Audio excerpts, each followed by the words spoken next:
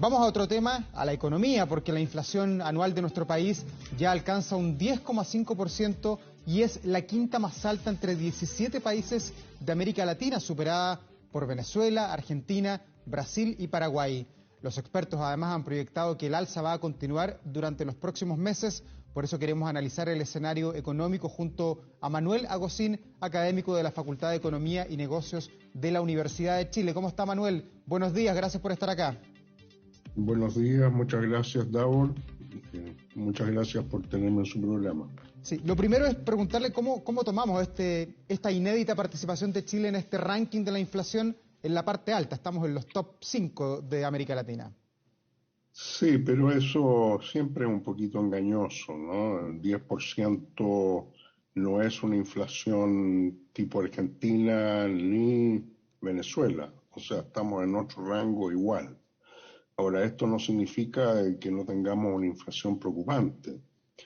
Estábamos acostumbrados a que el país tuviese una inflación que se ubicaba entre el 2 y el 4%, que es el rango meta del Banco Central. Y bueno, ahora no ha podido ser eso por muchos motivos, ¿no? El principal motivo es internacional, indudablemente, en este momento, aunque también han habido componentes nacionales que han contribuido. Los internacionales ya los conocemos, ¿no es cierto? El precio del petróleo se ha disparado, ha aumentado aún más con la recuperación primero y ahora con la guerra de Ucrania, en que el petróleo se ha hecho más escaso que nunca, el gas natural también. Rusia está bajo sanciones y por lo tanto le cuesta más sacar el petróleo. La cosa se puede poner bastante más pesada si es que los países de Europa acceden a la solicitud del presidente Biden de poner de tener importaciones cero de petróleo desde Rusia.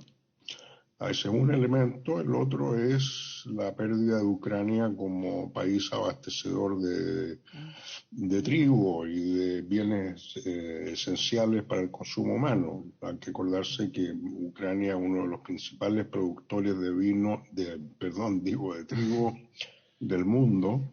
Manuel. Y eso le pega un fuerte impulso a la inflación de los alimentos en todo el mundo. Sí, Manuel, y viendo este ranking que usted dice, estamos junto a Venezuela, estamos junto a Argentina, pero estamos lejos todavía de ellos.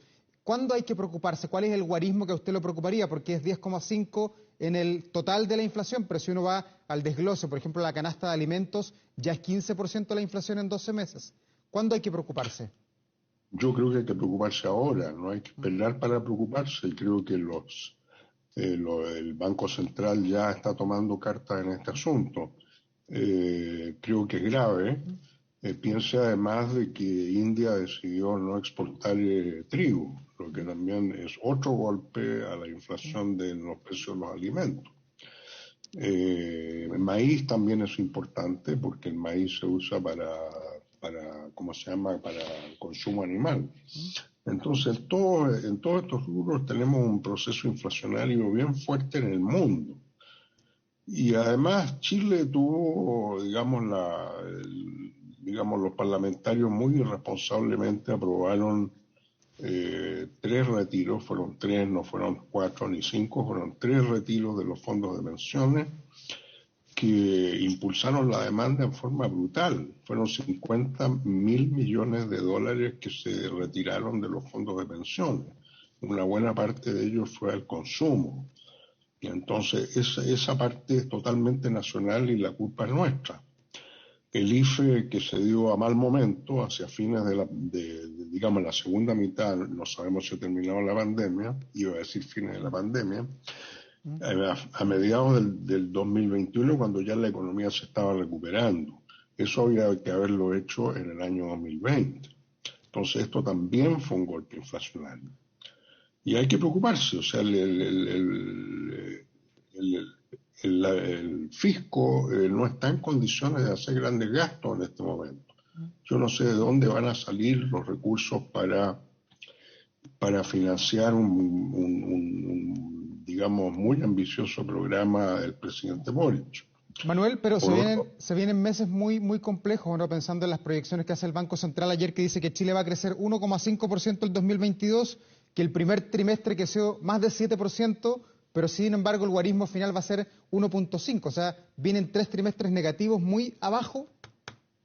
No, lo que pasa es que no hay que confundir las cosas. A ver. El 7,5% es el primer trimestre de este año comparado con el primer trimestre del año anterior, que estaba muy bajo. Entonces, la base era muy baja. No tenemos un crecimiento del 7,5%.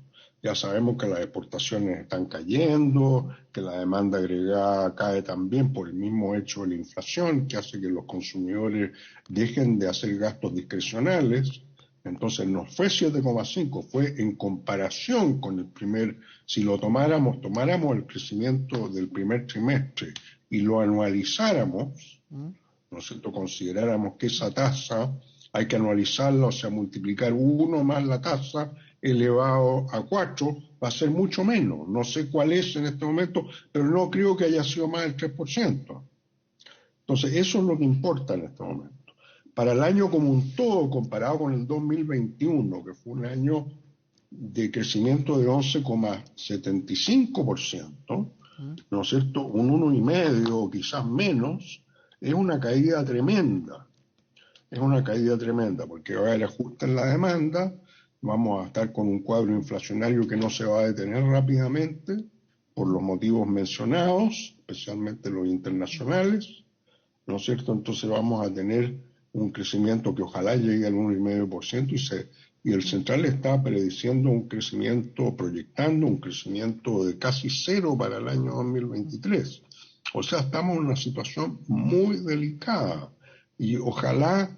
Por suerte está Mario Marcel, que es un hombre que comprende estas cosas, pero los demás miembros del gabinete yo no creo que tengan idea de temas económicos. O sea, Nicolás Grau sí, voy a eximir de mis comentarios a mi colega Nicolás Grau. Manuel, ¿y qué herramientas le quedan a esta altura al Banco Central, además de aumentar las tasas, que lo hemos visto que se ha hecho ya en reiteradas oportunidades? ¿Qué más puede hacer para estabilizar la economía, para que el tipo de cambio, además el dólar está sobre los 860 pesos, o sea, está muy, muy alto? Bueno, el dólar refleja muchas cosas, no solo lo que pasa en Chile, sino que lo que pasa en el mundo.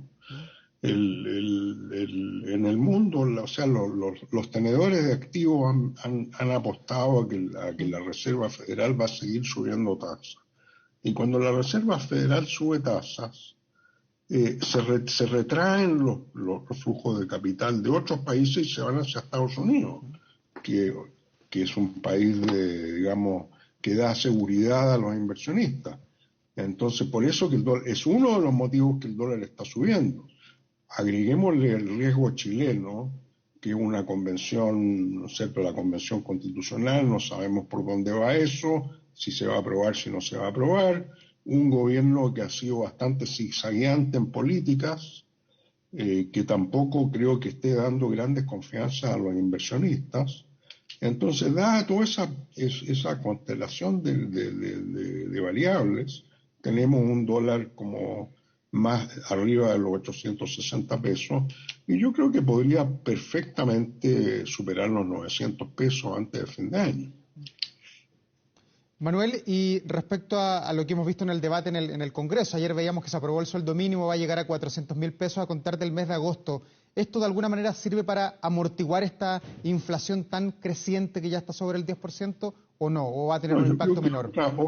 Otras medidas van a ser necesarias. Yo propuse una medida en alguna conferencia, en alguna entrevista de prensa como esta, que a la gente del 60% más pobre, la gente que está en el 60% más pobre de la población, se le podría dar una tarjeta de débito que se usaría para comprar alimentos específicos en expendios autorizados, que, por ejemplo, si la familia compró 20.000 pesos en alimentos, se le da un subsidio de 20%, que serían 4.000 pesos. O sea, podría pagar 4.000 con la tarjeta y 16.000 del bolsillo.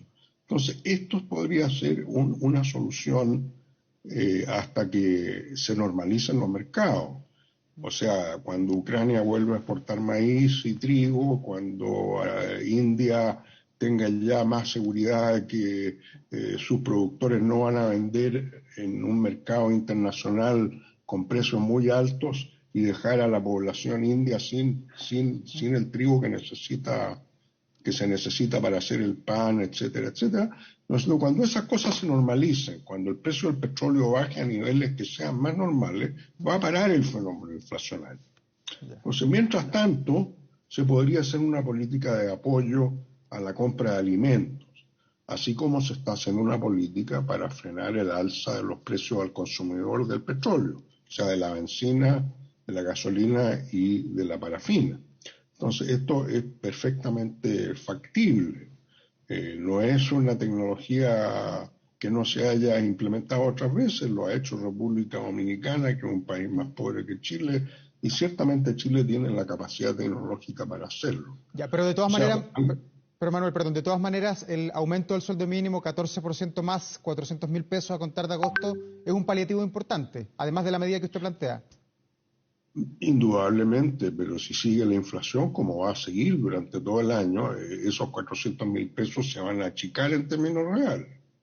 O sea, de aquí para adelante, esto puede solucionar lo que ha pasado hasta ahora, pero de aquí para adelante van a seguir subiendo los precios de los alimentos. Eso no cabe duda. Ahora, y lo de Ucrania no tiene visos de arreglarse muy pronto. Entonces, yo creo que hay que tomar alguna medida para proteger a los consumidores más vulnerables, más pobres o más afectados por el alza de precios. Y yo creo que esta podría ser una buena medida. Manuel Agosín, académico de la Facultad de Economía y Negocios de la Universidad de Chile, como siempre un placer conversar con usted esta mañana. Muchas gracias, Davor. Para mí también un placer estar aquí con usted. Que esté muy bien, buen día. Buenos días.